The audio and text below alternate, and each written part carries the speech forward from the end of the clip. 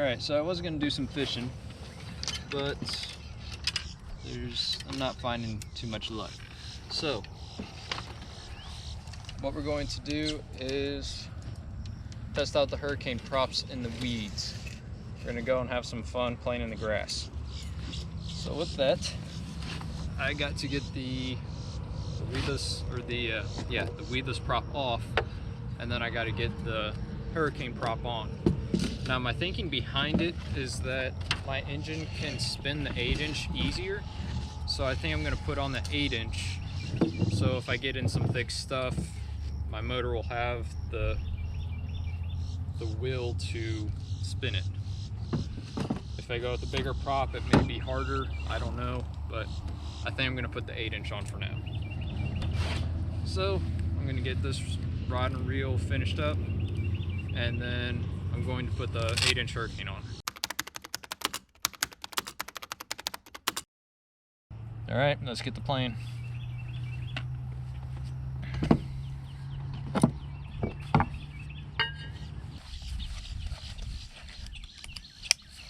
The majority of the water around here, some of it's shallow, some of it's deep, but it's a lot of floating grass that has a lot of root system to it. So if you can tell or not, that's going to be the stuff that I'm mainly running through. That's that stuff right there. And as you can tell, it gets pretty thick, pretty deep in there. Thick of roots and all that fun stuff. So that's what I'm running. 8-inch hurricane, long prop nut. Not as much gap there, so no spacer that I'm going to use. And that's that. Medium swamp burner kit on a 13 horsepower engine. That's not running the best, but we're going to make it work. So I'm going to get this spun around, get the other camera going, and you guys can see what it looks like out in the back of the boat. So with that being said, enjoy.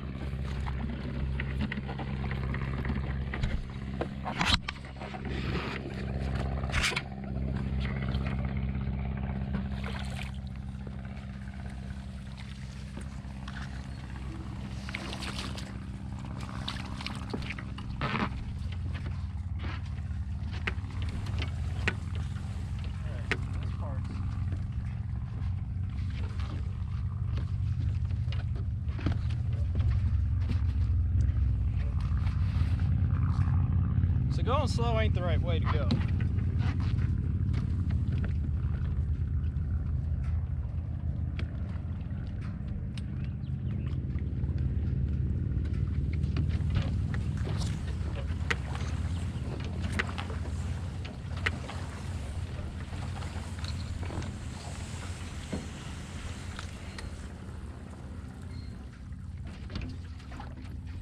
least there's a breeze.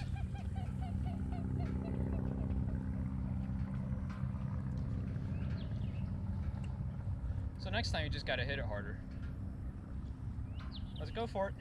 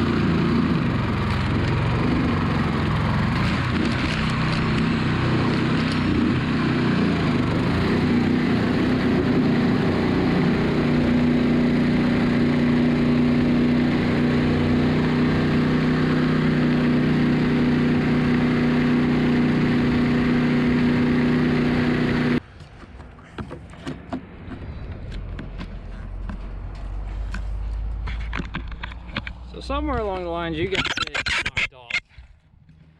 Let me say that again, because you probably didn't hear it. You probably got knocked around. I saw that.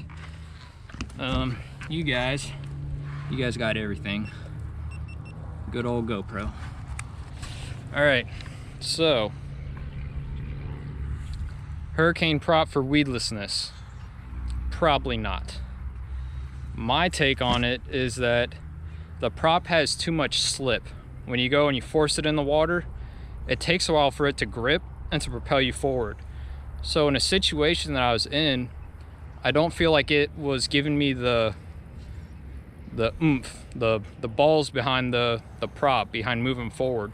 It was just spinning and it wasn't gripping. So for hurricane props, if you know you're gonna be going through some heavy stuff, I don't think it has the correct pitch, or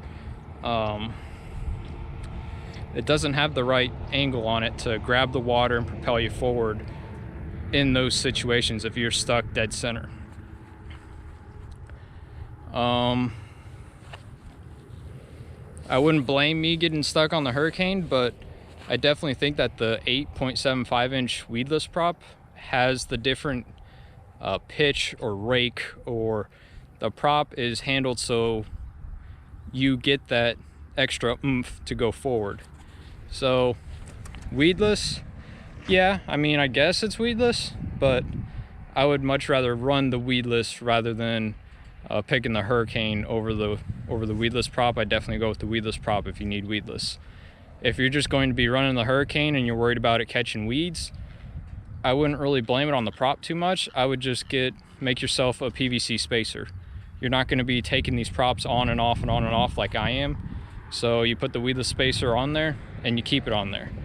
Once you break a prop, then you can hammer it off and put a new one on. You don't have to worry about trying to fit that prop puller on there.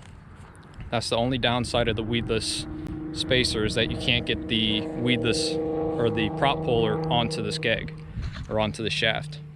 So hurricane prop weedless, sure, you can do it. It's not going to catch weeds. It's just not, wouldn't be my choice if I wanted to tackle a lot of vegetation. I definitely go for the weedless. So hopefully you enjoyed that. That was a good little session. I'll probably find some more spots, put the actual weedless prop on, and see if it acts any different. But as you learned today, don't go slow at it. Go full bore. All right, thank you for watching. This is JT Gatoring. almost forgot to show you the prop. So this is the prop. That's what it looks like. I hit a few stumps and stuff, but it didn't do nothing to the prop. It's not wanting to spin this way. Here we go. But that's what the weeds look like. And the problem with this is that it stops the water flow from going up into the shaft. Water actually flows from here all the way up that shaft to the coupler. That's why you fill that coupler full of grease. So water will actually come through here, and wherever you see a screw, that's a bushing. So water actually lubricates and cools down these bushings as you're running your longtail mud motor. So the issue that you get with this blocking water flow is that your bushings start to overheat, so they wear faster, and it just causes them to fail. So one issue that you will have is if you heat something up, it's going to expand and it's going to clamp down on that inner shaft, and it's going to stop your prop from spinning.